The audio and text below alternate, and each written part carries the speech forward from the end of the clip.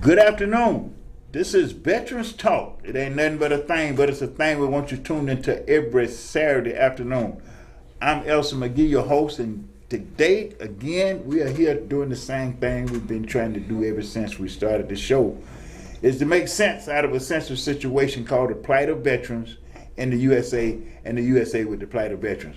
We're here today with our standard co-host and our special co-host today, talking about the same thing we've been talking about, and we're gonna shift it over a little bit though, because I'm gonna turn it over to my co-host, and we got a very special guest here today with us. The brother that has designed the construction plan for the Sons of Atlanta Vietnam Memorial Wall. This is Memorial Day month. You know, we are thankful for all of those that have paid the ultimate price for the freedoms that we enjoy in this country every day. So we're here working again. So I'm gonna turn it over to my co-host, brother Dr. Michael and Tony, and I'm gonna ask Robert to come up here and take my seat so he can be in the hot seat. And we got some stuff to show y'all. Come on, Robert, up here, please. And I'm gonna take your seat over here. Okay. Right. And I think we already got it on there. Oh. Yeah, we already got it. So You're in front of the camera. You're in front of the camera, yes. No, you're good. Yes. All right. Wonderful. Okay. Mr. Fowler, welcome. Thank you. Okay, we have Anthony Merritt here as well. This is a wonderful day, awesome opportunity. If you want to just give us a moment and introduce yourself. Sure. I'm Bob Fowler. I'm the head of Fowler Design Associates, Architects. We've been in Atlanta for many years. Actually, the firm was started 51 years ago by another architect named Tipton Masterson. And we've been practicing architecture primarily private sector, corporate, office, industrial, retail, all kinds of things, but mixed use and adaptive reuse, and special projects like the one that we're working on with Reverend McGee and the Sons of Atlanta group. We're very excited to be a part of. So. Wonderful. So on today, we're really excited because we've got a pretty action-packed show as usual, but more fitting, today's Armed Services Day. So we're paying homage to all of the individuals and all of the branches of our U.S. military, Army, Navy, Air Force, Marines, the Coast Guard, and now the Space Force. So whereas it used to be 5, we now have 6 most illustrious units that we have to honor. So I just want to take the opportunity to really talk about that. But more so, we've got a lot of exciting things happening right now, especially with respect to the overall memorial. So we're going to be talking about that a little bit. Any opening words you want to share with us? Yes, especially about Armed Forces Day. I just left an event in Jonesboro that was hosted by a well-known Atlantan, Casual Cal, and he made it. One of the city councilmen down there in Jonesboro recognized those organizations, military organizations that are areas where veterans can go and get assistance. That was the primary function of most of the organizations that were there, and they were all recognized. One of which is we're intimately associated with is Vet 22. They were there and recognized, and some of the local groups there in the Jonesboro area. So it was really exciting to hear what those organizations are doing to help veterans and compare it to and associate with our organization that's also working to assist veterans in getting their benefits. So it was an exciting group. Everybody's excited, was excited about having it, and we're looking forward to doing it next year. It was everybody agreed that it was a success, but it's something that we want to do year after year. So Casual Cal has tentatively volunteered to host that organization and this particular celebration in years to come. That's awesome. That's awesome. That's a great thing. And, it's very important for us to really observe and acknowledge all of the different things that the Veterans Service organizations do in and around Atlanta, specifically as it pertains to veterans benefits. But we're also talking about opportunities for transitional housing, employment services, healthcare, especially with the VA, homelessness, substance abuse, counseling, credit repair, qualifying for different loans and all of these different things. But also, we talk a lot about suicides as well, but it's very fitting, especially today on Armed Services Day, where that we acknowledge that the suicides are not post-service as we have acknowledged them in the past. We're actually seeing suicides right now taking place on active duty on ships. So we really have to take that time to really see what's going on around us and do the best that we can to ensure that every individual understands that this organization in particular is dedicated to not just honoring the veterans of the past, but those that are just coming out of active duty, returning from different wars themselves. So without further ado, I do really want to highlight that today, but we're here for more exciting things. So we're going to be talking a little bit today about the memorial, and I think Mr. Fowler's got a presentation or some slides or something to that effect that he wants to actually share with us. So if you would just take us through what you have here and give us a bit of information on what we're looking at. Sure. Maybe we want to start at the beginning of the slideshow, and the first couple are not real exciting. They're maps of Atlanta and Piedmont Park, and this go up one, go the other direction. So there we go, that one. Yeah. We located a spot in Piedmont Park near the intersection of 14th Street and Piedmont Road, the entrance to the park, that's relatively flat and open, some large trees around it. Walked that site with some of the Sons of Atlanta group virtually a year ago, wasn't it? Yeah. Reverend McGee? Yes. Exactly.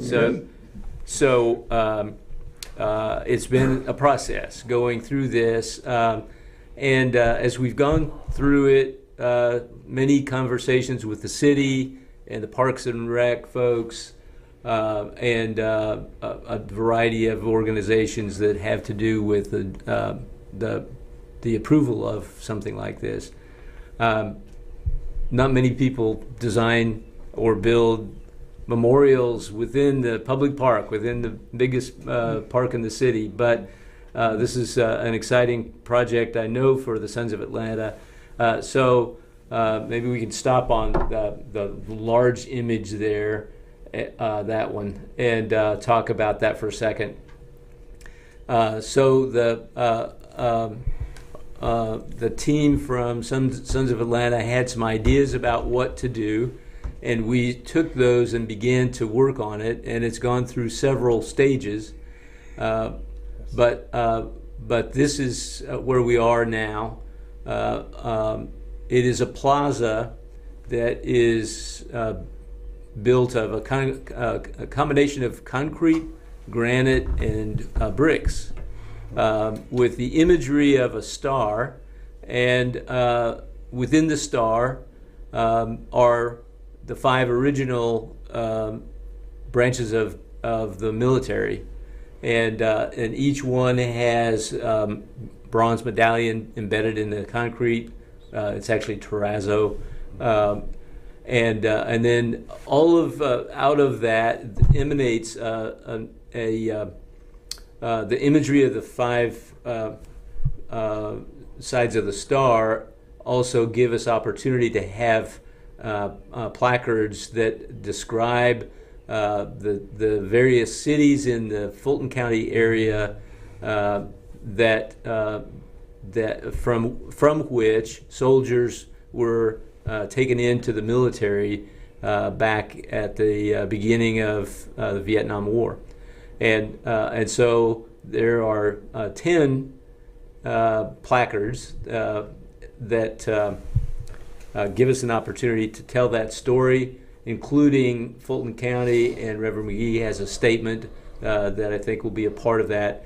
And we're excited to illustrate that, and the statement there, Sons of Atlanta, and freedom is not free, which we all know. And I was in college when Vietnam War was going, and the year I graduated, a month later they stopped taking people. So I did not go, did not have to go. I would have, but proud of those who did and who gave of their time, and some of them of their lives. And my father was in World War II and a Bronze Star recipient, but the Vietnam War was a big deal. So here we are. This memorial gives an opportunity as a quiet, thoughtful place to come and think about what war is and what that war was, and the sacrifices that were made, and then to read and learn about it in that place. And so the materials are all high quality granite, concrete, bronze, and brick, and the bricks in the plaza and the sidewalks approaching the plaza give opportunity for people to invest in this memorial and buy a brick and have their name engraved, or the name of a soldier that they loved or respected, and be a part of that thing. So we're ready to go, Yes. and hopeful to get all the financing in place and the bricks sold and engraved, and start building the project. Yes, wonderful. We must recognize and actually inform the public that these bricks, you actually have an opportunity to participate in this event, in this construction, not physically but monetarily. And if you can see yourself fit to make a donation to the sonsofAtlanta.org, just visit the website sonsofAtlanta.org.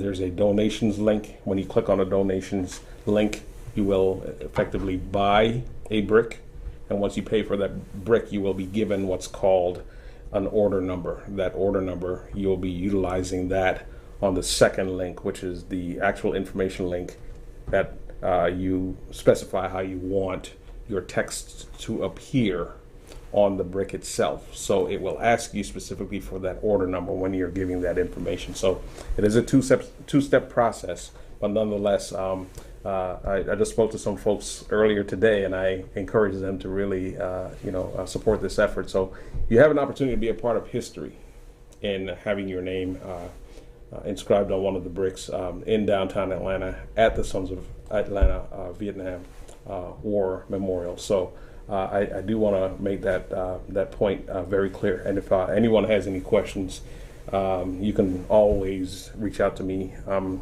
I'm going to answer the phone whenever. You can call me at 404-482-0295. And if you have any questions about purchasing the brick and what you should do, if you would just want to give a donation and you don't want to participate on the different levels for the bricks, we can do that as well. So there are 4 stages of bricks, 4 different price points. The first is 100, the second is 300, third is 5, and then the last is 1,000. All right, and the higher in price you go, the more stuff you can put on a brick. We can actually take up to 20 characters per line. Right? Yes. Yeah. So lots of space to put a lot of stuff there, and also important, you can donate as an individual, but we also invite our corporations to join in as well. So it's a very fitting time with so much going on in the world. Democracy currently in being questioned. We are a group of individuals who recognize those who have fought so much for our freedoms, and here we are today. The very thing that we fight for in other countries is currently under attack in our own country. So we want to take the opportunity to really recognize, where we are. We're going to use this as a transformational point in history, not just for the city of Atlanta, but we want to impact the entire nation. So this is just a critical first step in a series of steps that we're going to be taking as a task force to see to it that we can achieve that goal. Anything Yes. you want to add to that? Sure. One of the events that the event that I attended today, after explaining how the memorial will look and what it's all about, I had several people that come up, and some of them were actual veterans of Desert Shield. One guy was, Yes. he said, I wasn't in Vietnam. He said, but I want to be a part of that. Yes. And I said, yeah. I said, that's a great opportunity for you to put your name and be permanently a part of that memorial for as long as that memorial will last, and it'll outlast you. So I was excited about that, hearing someone that was interested in doing that and not directly associated with Vietnam, but wanting to be a part of it. And that's what we're looking for today. Those people who want to be a part of this phenomenal event that is happening in Piedmont Park that we're all a part of. And so we want to encourage everybody, if at all possible, to become a part of this. Yes. You're a part of Atlanta history. And Atlanta has some great history. And so here's an opportunity for local citizens to participate something and be a part of Atlanta's history. Yes. Yeah. Can I ask you a question? Yeah. What about businesses and other organizations in the community? Will they be able to do this to point that out? We really want, yes, we really want to encourage businesses to participate in this. It's a great opportunity to put your mark on an organization and on a memorial that is so befitting this city that you will be a part of it. And so we're encouraging not just individuals, but we really want individuals, but corporations, any major corporation that wants to be a part of this, here's an opportunity to step up and be a major donor is what we're looking for. Major donors toward this, because this is extremely important for the city and for the veterans. Yeah. Yeah. I also want to mention a couple of other things. Desert Storm, all of the veterans of other wars after Vietnam. A couple of reasons why you want to be a part of this is because what you're witnessing here is a group of individuals who successively, and when I say successively, I'm talking about we've always had a series of veterans from previous wars actually help veterans from successive wars transition and understand benefits and so on and so forth. So we are dealing right now with a group of veterans who are essentially the seniors of the veteran community that have come forth and put together not just a memorial, but a series of programs through their different VSOs that actually help veterans understand exactly what their post-service benefits are. So it's only fitting at this stage of the game for any individual who has served in any war after Vietnam to really harness the power of what we're doing here, because at some point in time, after these individuals have grown up and gone to see their maker, you are going to be filling that role. So step forward and participate. You don't have to wait until that happens. Be an active participant now. It's not just a matter of having your name engraved on a brick and placed at the memorial, but get involved in the organization and see exactly all the things that we're doing, because quite frankly, you could probably benefit for some of the things that are actually taking place.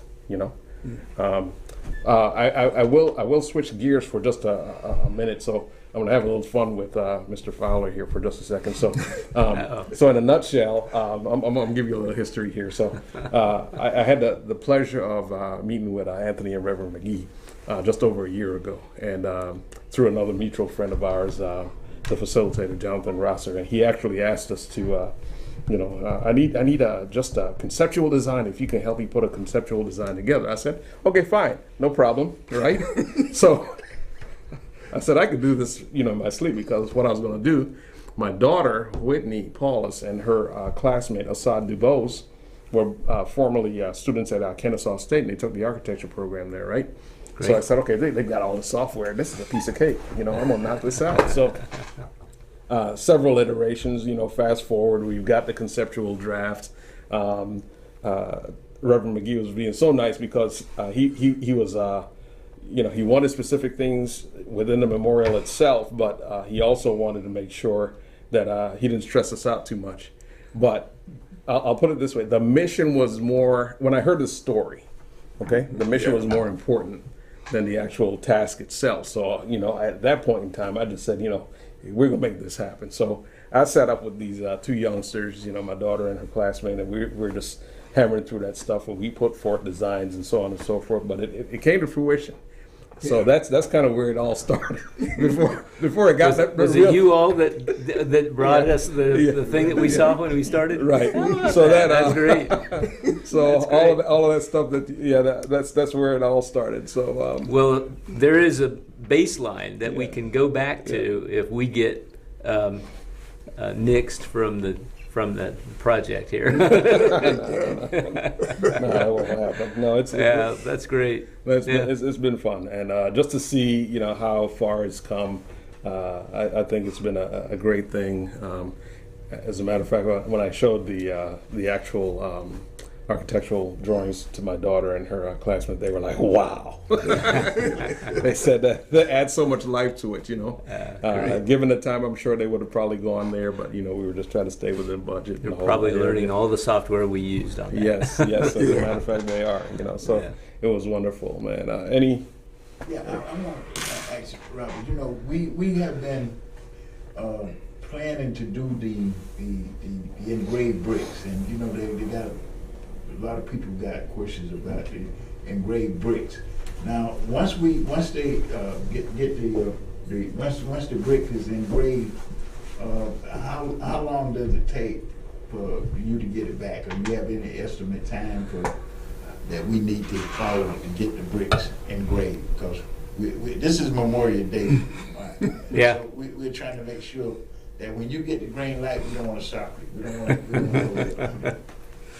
I don't know the answer for sure. We've talked with brick folks about that, and I know everything that you want to buy these days. Certainly construction materials, but everything. You buy something for your home or wherever, it takes many times longer than you ever thought it would take. That's right? Yeah. So I don't know. I think that getting the bricks engraved is not in the critical path. But it's I don't know if it's a couple months or what. But we have a bunch of things to do. As soon as you say we have the money, green light, go. As you know, we have surveyors. It took a while to figure out who's supposed to do a survey in Piedmont Park for a project like this.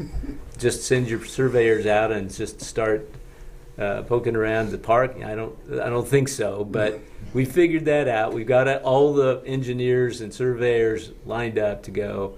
That'll take a little while, and then construction. And we've got the contractor all lined up, who's certainly a part of the team. And but if you have the bricks lined up, that process can start early before other things start. So I don't think that'll be the critical path.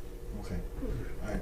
We really want to know that because we don't know what stage it is with the National Park Service. Yeah. But we believe we believe with all our heart that the National Park Service is going to come back with a green light because of their relationship with veterans. And I just want to say this too.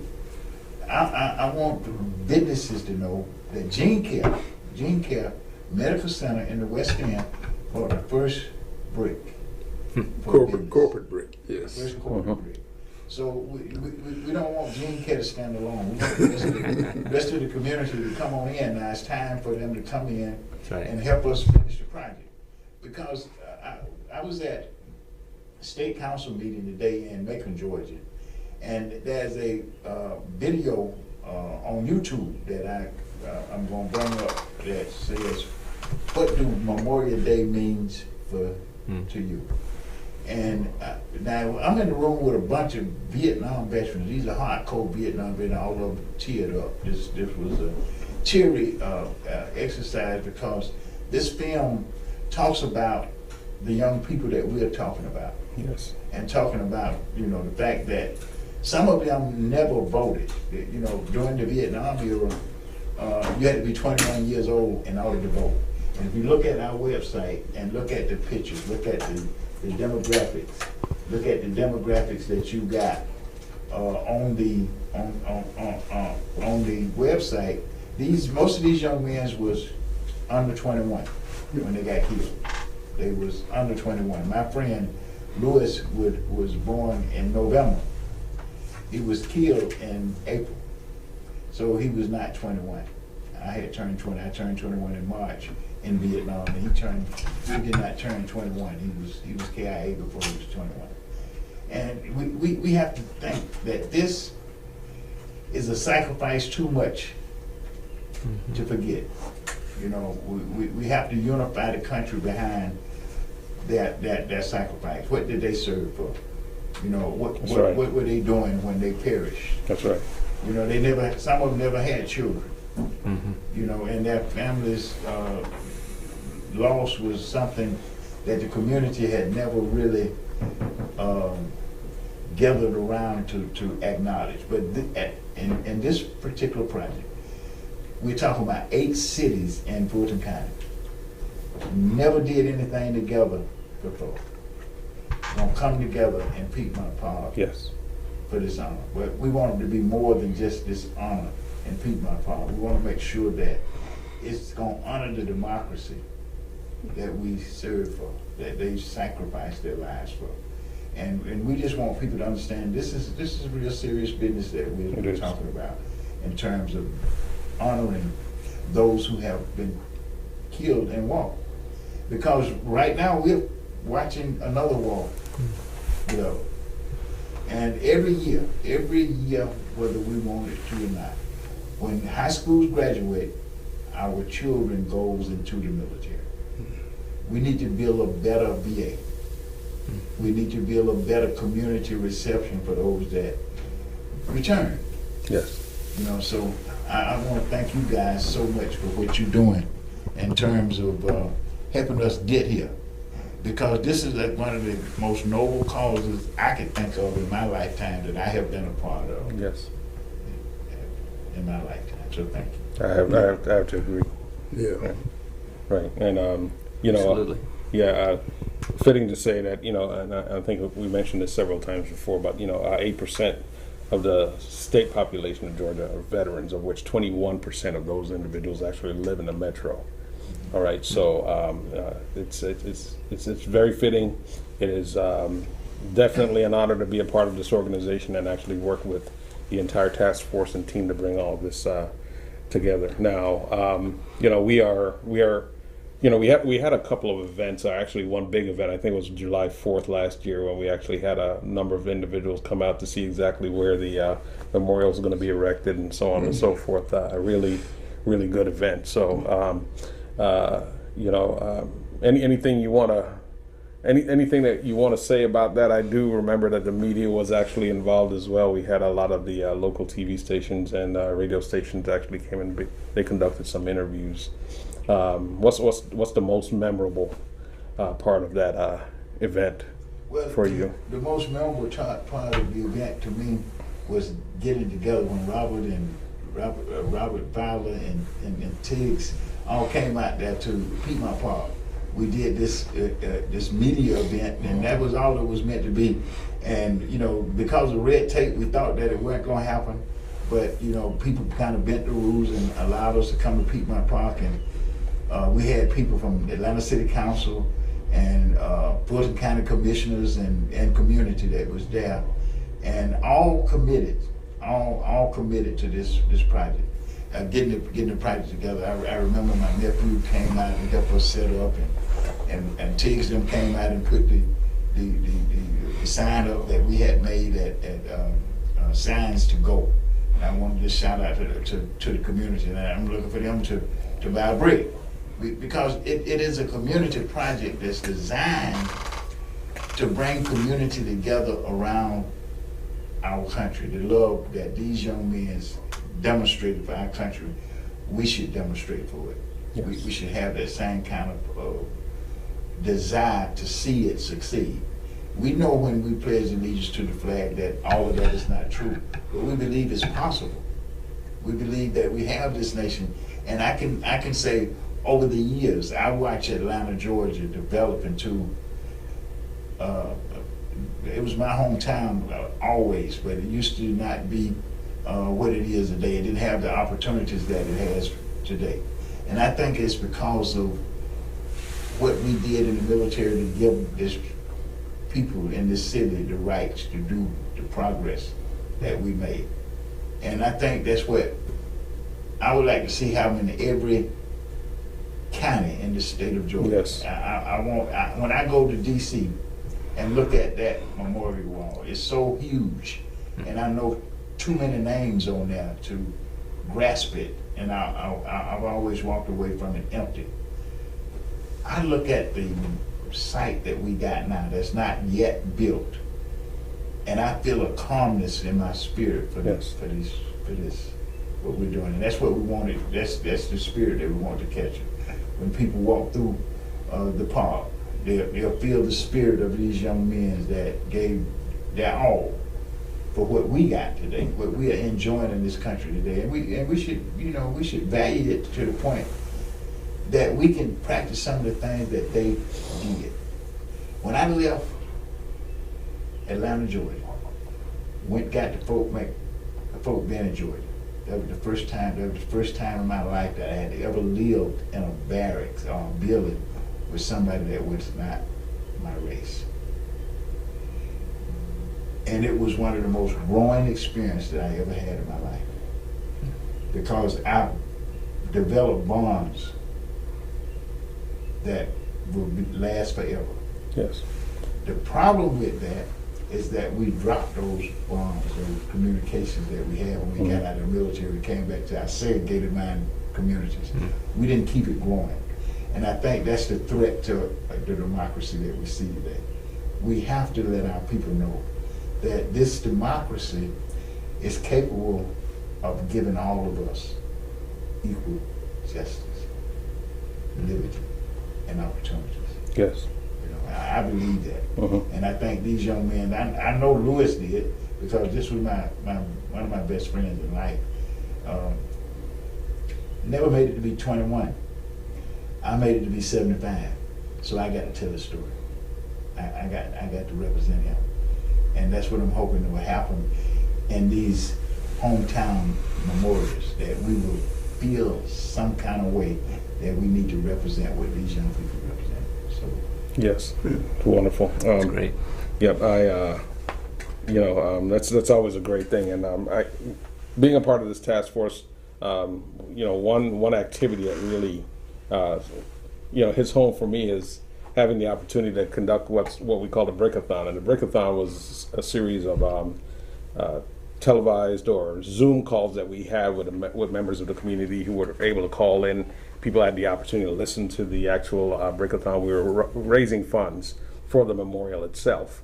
And one of the speakers that we actually had was a task force member, Ron Ali. And he actually took the time to go through, almost veteran by veteran, every one of those individuals or select individuals who had lost their life in that war. He had a story behind it. And one story that he told that really touched me was speaking to a young lady who her father went and served in the war and was killed in action. She never got an opportunity to meet him. And in speaking with her, just letting her know that we were going to take the time to honor her father was such an emotional story for her, but I think it was more of an emotional story for a lot of people that were actually on that call as well. We really took the time to honor those, and that's what it's all about.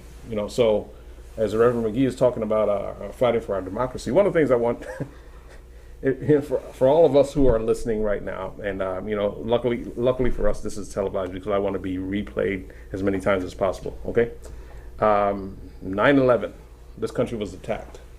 Okay, it was horrific. I remember where I was when that happened. Okay, here's the deal. In the weeks and months following 9/11, we had such an influx of people heading and flocking to the churches, that there were not enough seats for the individuals who wanted to attend those services. And here we are, 2022, and we've gotten so far away from those events that we're so numb to the respect that individuals within our country deserve of each other, that we don't seem to have a common cause anymore.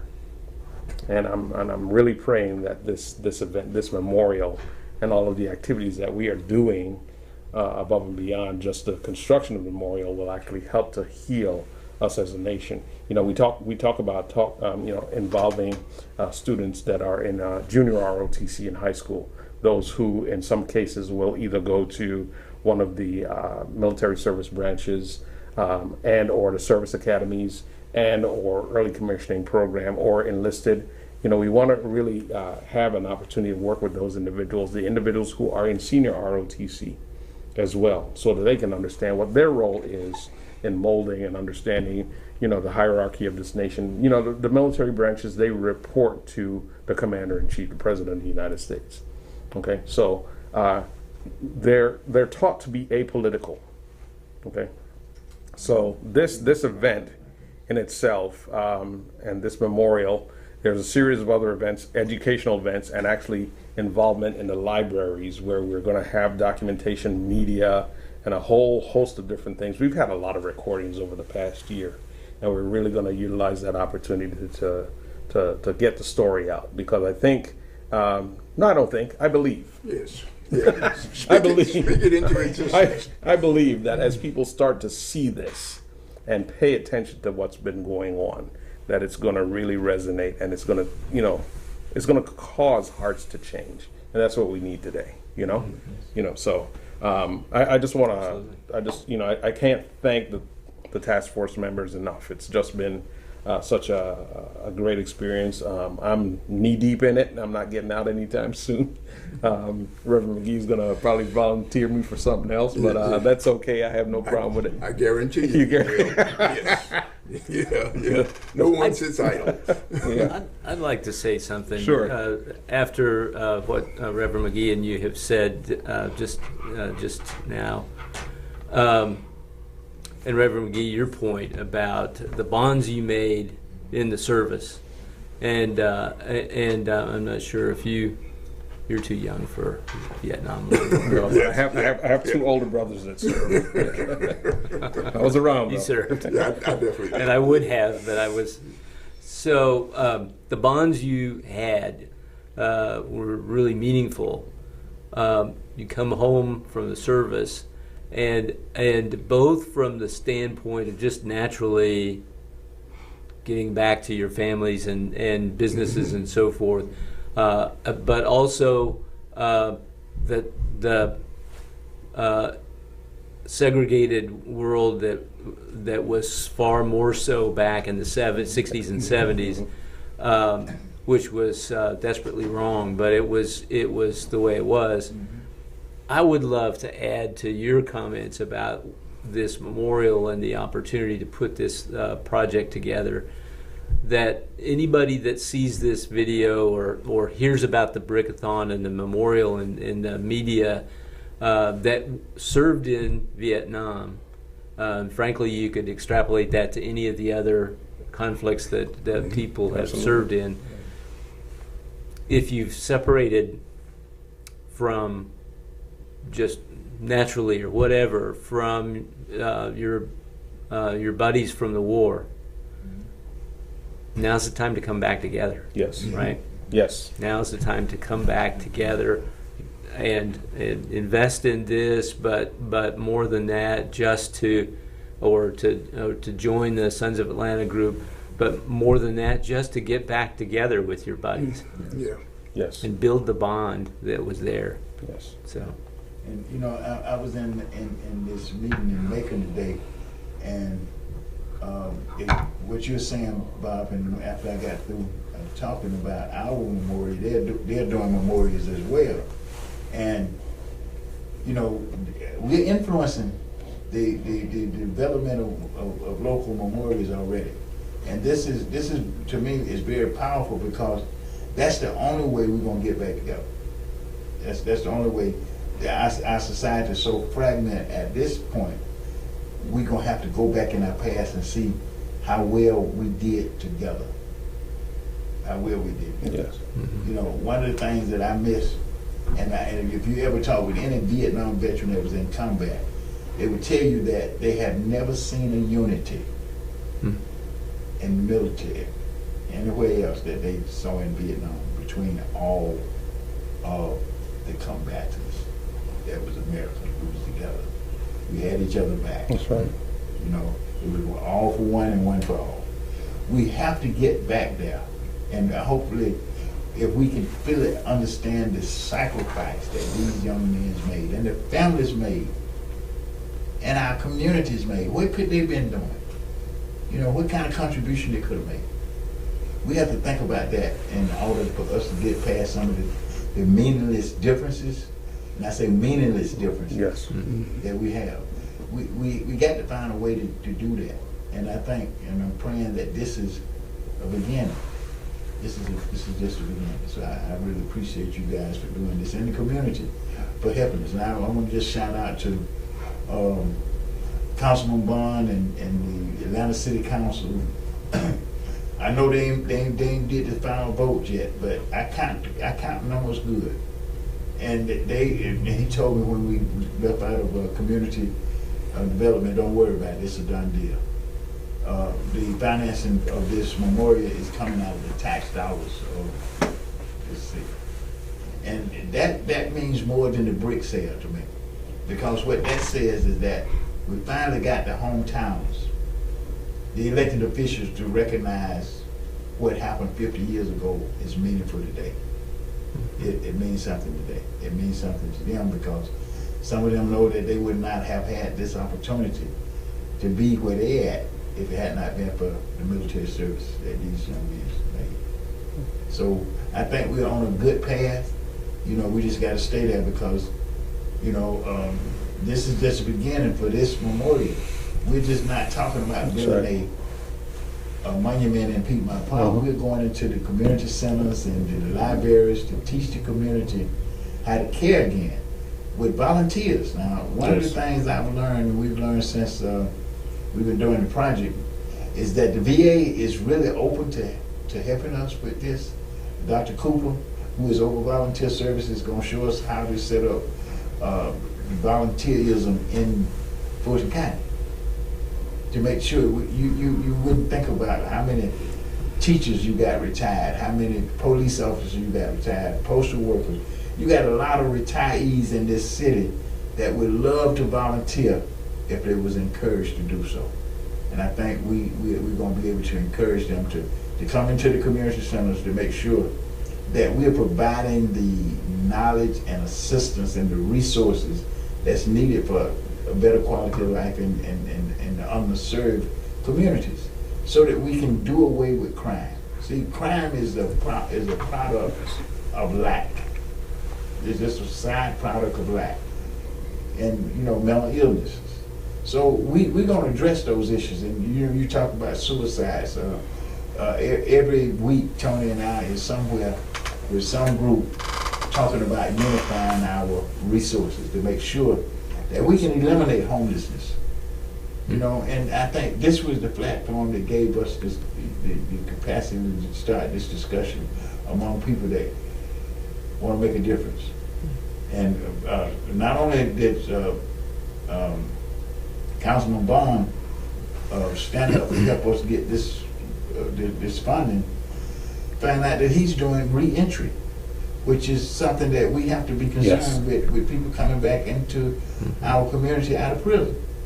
You know, if they was bad boys or bad girls before they went in prison, let me tell you something from my own experience, they'll be badder boys and badder girls when they come out. That's right. So we have to do something different than we're doing now. And dealing with incarcerated veterans, we know that we can get them benefits to go to school. We know that we can get schools to go into prisons to provide them education. See, we have to use this platform Yes. to make up for the sacrifices that these guys made. That if this is their hometown, they would want the best for their hometown, the people's in their hometown. So we doing this in their spirit. And we're going into the community centers and the libraries with it. People don't know, everybody don't know I got a book. I want to put it in the library in my hometown so people know that when I was talking about Shortchanged, yes. I'm talking about this country shortchanged itself and didn't do what we're doing now. You know, we should have started this a long time ago. You know, so thank you. Yeah, and we got to focus on the things that matter. We got to focus on the things that really matter. I'm going to say that for a couple of reasons, because as we're sitting there squabbling about what's going on in Washington, what we think about relative to political parties and their differences in the whole 9 yards. The truth is that as a country, in some respects, we are really falling behind. And hate to put you on the spot again, but I get a chance to travel quite a bit, right? And relative to what we're seeing in other countries, for instance, from even a building materials perspective, right? There are some innovative things happening in this world that we have yet to scratch the surface on here in our country. Different organizations. I think in Germany the other day there was an unveiling of a building that was constructed. I think about 85% of it was from carbon fiber. Okay, and it's going to have some relevance here in just a second. So as we as a country are so stuck with our traditional methods of construction, for instance, we're seeing other parts of the world actually advance in those areas, and those are the things that matter. Why? Because when we're talking about employing the youth, employing veterans, okay, we're talking about employing them in the jobs of the future, but we have to have an infrastructure in place to make that happen. And all of these differences that we talk about so often just prolongs the opportunity for us to really make that leapfrog approach into that realm that we should really be in. So if I'm out of place, call me out. It's okay. But you're right on there. We're doing a lot with new materials and new technologies, but there are parts of the world that are doing more. Yes. And I think that I haven't studied that or thought in depth about it, but we need to create communication and sharing across. Yes. The world is a really small world these days, right? Right. So my firm is not doing international business, but there's been opportunities from time to time, and most larger firms are, and most larger corporations, so virtually all of them are doing international work. The learning from different parts of the world, what technologies they're trying, what things they're using, absolutely. Yes. We had an opportunity to do a mass timber project a couple years ago, and the project didn't go forward, but we learned a lot really fast. Yes. And the young architects just eat that up. Yes. Because they're very anxious, and I'm not a young one, but I think I am. So I'm pretty much eating it up too. But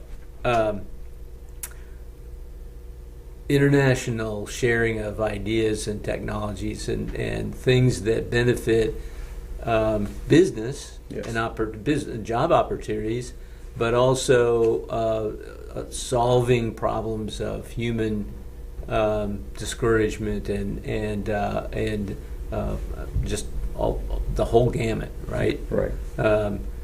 A soldier comes home from the service and has seen worse things and experienced worse things than most people ever want to even think about, and we have to be there for them. Yes. And and then other parts of the world are dealing with it. So they're probably learning things in Ukraine right now, Absolutely. in Eastern Europe, Absolutely. about caring for soldiers and families Yes. who have been displaced. I can't fathom what they're going through. But we have friends who live in Moldova who are caring for those Ukrainians coming through, fleeing the problems. There are things being learned in that crucible Yes. that are valuable internationally, Yes. that we should all be caring about. Right. So, And and you're right. Yeah. Even construction technology. yes, yes, yeah. We're not exempt by any Right. stretch of the imagination. It is very it's very important for us to really bring that home, because these jobs of the future are the things that we need to be gravitating towards talking about, instead of actually allowing fringe groups to actually control the conversation one way or the other.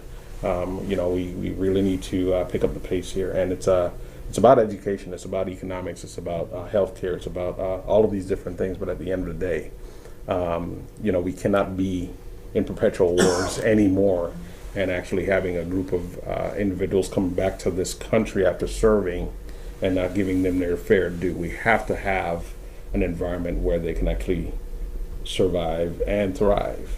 So creating jobs, creating entrepreneurship opportunities, all of the things that Sons of Atlanta, stands for. Yeah. Those are the things that are at the top of our minds. And there is an affinity. There is a relationship between, government, all of the activities that we're doing here. And I'm not just talking about government at the federal level, but at the city, state level, and the whole 9 yards. So having all of those resources at our fingertips actually helps us to overcome a lot of those obstacles. So I know it's very important. Yeah.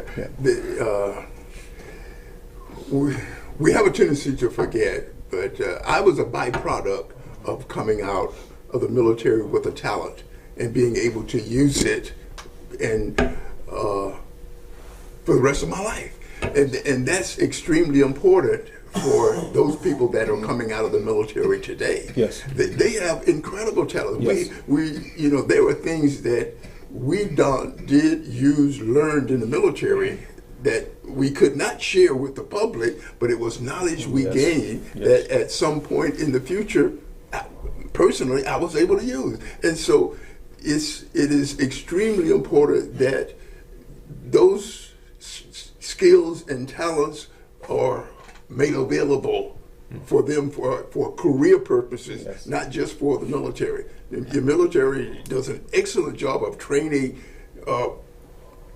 training me for my future. And then having challenges with veterans that were coming back with, they had those talents, but they came back with health challenges Yes. that they weren't aware of and how to deal with. Right. And so all facets of society, the medical community sometimes need to step up and say, this is what this person, PTSD is what I'm speaking of, is dealing with, if this is how we should handle it. And for some reason, after the Vietnam War, that lacked behind. Yes. Because it was not felt extremely important the way we see it today. Because now we're seeing the lasting effects of that. And so those types of jobs and careers are out there. Yes. That information is out there. The possibility of creating areas where these veterans returning with some of those skills can use them and to assist other veterans with dealing with. It's like we all felt good when we got together with veterans after the war and everything. And so that's the kind of stuff that we really need to be working on as far as relationships. Yes. Yeah. Yep. So, okay, and I know we're getting ready to wrap up here in a couple of minutes, but just look at how funny this is. So, Anthony had the great pleasure of serving as a air traffic control professional for some. And here's the deal. So when you're coming into Atlanta, when you're flying into Atlanta, and the ATC tower puts you in a approach pattern, right? Right. And if you're landing towards the west, if you're landing towards the west, and they got to go to Stonecrest and turn around and come back in, and you look out that right window, guess what they're going to see from the air? Sons of Atlanta. And look at Piedmont Park. Yes, exactly. That big green area. Exactly. You know, it's funny you say that because every time I fly in or out of Atlanta, I look out the window. I love to watch, and I'll say to my wife, "Oh, there's a building we did. There's another one that we did." Yeah. And now we'll say, down in there is Sons of Atlanta Memorial. Yeah. Under all those trees. It is. Yes, awesome. That's great. That's great, man. I really appreciate having the time to work with you guys on this project. Mr. Fowler, thank you for joining us today. Thank you for all that you do. Thank you for everything that you've done. I mean, this actually brings things home for us, and we really appreciate all the work that you've done, and we just look forward to working with you on other projects in the future.